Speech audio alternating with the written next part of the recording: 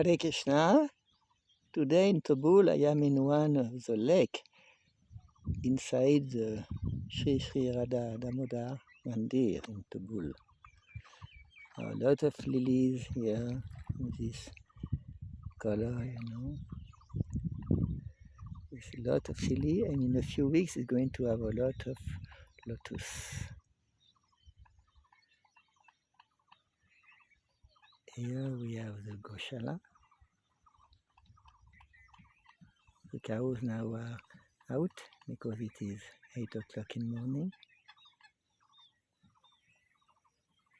Behind we have the garden and garden of flowers, vegetables.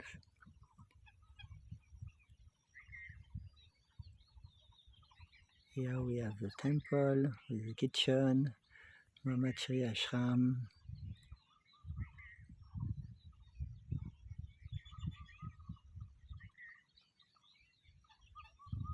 This is a guest house, very practical. And so many lilies, Yeah. So the Mataji are doing a lot of garland with lilies, and in a few weeks we are going to have many lotus flowers. So everybody is welcome in Toubul. Hare Krishna.